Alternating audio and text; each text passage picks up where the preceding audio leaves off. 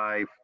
And so it's so interesting when the phone rings this morning and I take two calls from distraught people because this morning it was, it's still in doubt now and it was really in doubt this morning, saying, I just don't know how anybody could vote for Biden or Trump, and saying that quite earnestly and sincerely. And when I share that, when I share that with other people I know, their reaction is usually, well, who the hell wanted to know how anybody could vote for whoever the opposite of their guy was, right? And so it's an interesting juxtaposition, and I get really it's in a weird way, it's a good feeling to still be able to. It's like in Polar Express, when they can't hear the bell anymore. If you can't hear the voice of like half the country, whether you agree with it or not, that's like a problem. Doris Kearns Goodwin was just on CNN, and she was talking about Teddy Roosevelt. I'm not going to get the quote right, but talking about how his great fear was polarization, and that we view the political opponents, the other half, as the other, not as country people who just share different views. And that's where we are. And it seems to me that a great mission for the church is to figure out how we soften that hardness back up and find ways back in. It's we're really good at figuring out how to try to win, but winning in the lives that we lead and in our faith community isn't always something that's measured on a scoreboard, like the ones we've been watching for hours and hours here over the last 24 hours now, I guess. So this is a word that I've pretty much driven the vestry crazy with a couple of devotionals.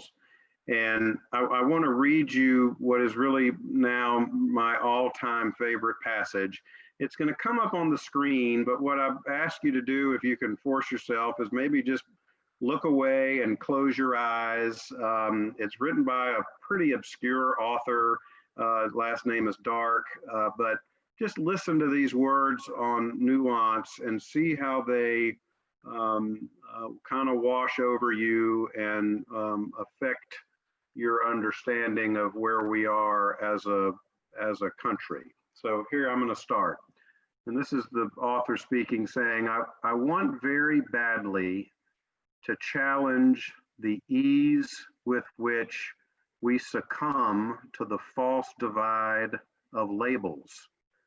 That moment in which our empathy gives out and we refuse to respond open-handedly or even curiously to see people with whom we differ. As I see it, to refuse the possibility of finding another person interesting, complex, and as complicated as oneself is a form of violence. At bottom, this is a refusal of nuance, and I wish to posit that nuance is sacred. To call it sacred is to value it so highly that we find it fitting to somehow set it apart as something to which we're forever committed. Nuance refuses to envision others degradingly, denying them the content of their own experience, and talks us down tenderly from the false ledges we've put ourselves on. When we take it on as a sacred obligation, nuance also delivers us out of the deadly habit of cutting people out of our own imaginations. This opens us up to the possibility of at least occasionally finding one another beautiful, of the possibility of communion. It could be that there's no communion without nuance. And that is a guy named David Dark, who has a very light internet footprint, and I pray he didn't turn out to be an axe murderer, and now I'm quoting his amazing passage on nuance. So that false ledges is something that caught my ear as I kind of did a Lexio on that passage. It reminded me of false gods, and which leads me to a belief that I have that we are at least susceptible, if not suffering, as a faith community from political idolatry. You like my little golden calf there, Abby? And so I thought about the signs of this. And you can see them there. I assume everybody can see the screen. I'll just read them real quick. You trust politicians, not God, to provide for your future. Your happiness is tied to your candidate or political party winning. Your very happiness. You let politics steal your joy. Your political rhetoric is harsh, and you rationalize that as okay. You never seek to understand how your political opponents think, and you certainly can't ever admit when your political opponents are right. And I would suggest that all of those can be wadded up into a big ball of Play-Doh that says you miss the nuance in other people and other positions. It's interesting. I've started a blog, shameless plug alert, called the Fanatical Middle, there's no the, fanaticalmiddle.com, because I'm just so interested in exploring this space, this place where the green waters of the Gulf meet the blue waters of the Atlantic, and we have this conflict between our polarized political factions. There was a fascinating study that I wrote about on a very sensitive topic that I believe it was University of Chicago, it might have been Harvard, I can't remember, but they did a big study of how people identify themselves on the pro-life, pro-choice spectrum. And one of the amazing findings was how inadequate those terms were to describe the views that people held. And in fact, some people who would meet the dictionary definition of pro-life actually were better described as pro-choice and vice versa. But we set up those labels and kind of force people to walk onto either side like we're making teams for capture the flag, right? When there's so much nuance and different understanding. I'm certainly not inviting us into a discussion of that issue. So before you pretend like you had an emergency meeting to go to, we're not gonna go there. But it was very interesting to me to see that study, and the other thing that was interesting about it is to do it required real lengthy sit-down interviews with people about their beliefs and open-ended questions. Think about how many polls have been done in the last 6 weeks, 8 weeks that are all checking a box, right? Yes or no, support, approve or disapprove, gonna vote for this or vote for that. Even the way we measure our support of things is so shallow and has turned the politics into the horse race part that I love on the one hand, that has me up, until when Abby's waking up to go to yoga. But there's just a shallowness of it all that really worries me, and I believe takes attention away from the true mission of our humanity and of the church. Certainly not suggesting politics aren't important, okay? So it's caveat time. It's the caveat slide. And I know that there's a an argument to be made that it's easy to come from a position of privilege and claim that we can be above the kind of ugly discourse that has permeated our society. So I'm acknowledging the nuance in my own position on political idolatry, but gee whiz, there has to be a way. There has to be a way for this not to be so all-consuming, all dividing. I mean, surrendering to this polarization cannot possibly be a biblically supported Christian path forward.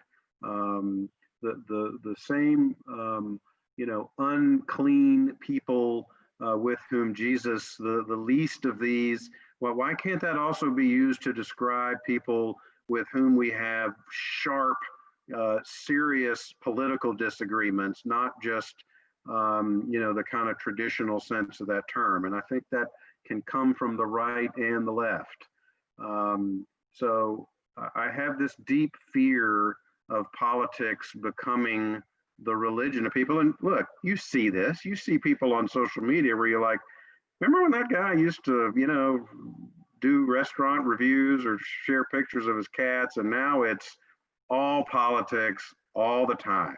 And what's kind of scary to me is when people will start responding on social media to the president or others that are tweeting or doing things, like, he can't hear you, right? And so that type of, anyway, it's just very strange to me and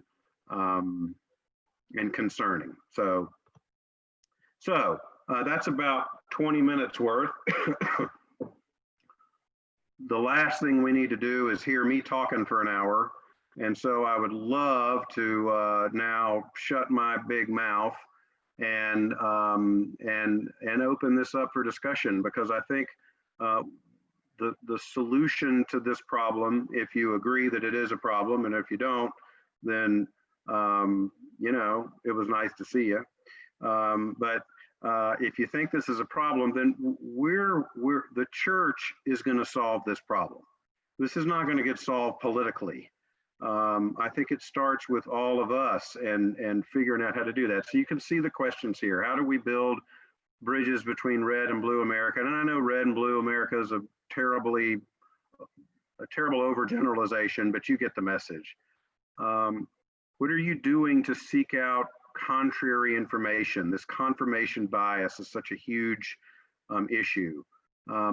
What do we do to make Christ our focus rather than politics, or at least in addition to politics?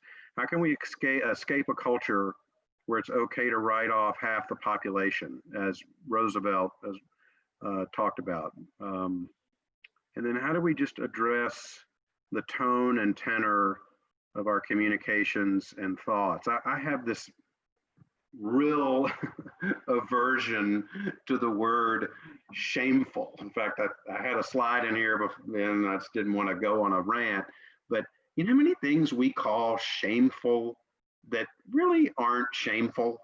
People make mistakes. I made mistakes at the newspaper all the time, and most of them weren't shameful, but that's a word shame is like a powerful thing that should be reserved for the most heinous, thoughtless things. And we just toss these words around as kind of words of criticism, like they just don't really mean what they mean. And so I think the tone and tenor is so important, and has been for a long time. And then, of course, if you reject the premise, you should definitely feel free to say that. It happens all the time.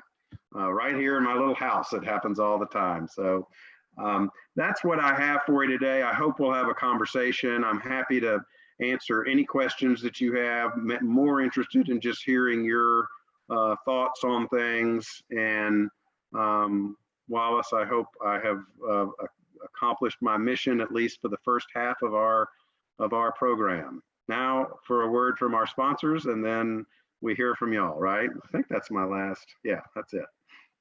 So I should unshare, right? That's great. Stop share. There you go. How's that? Well done.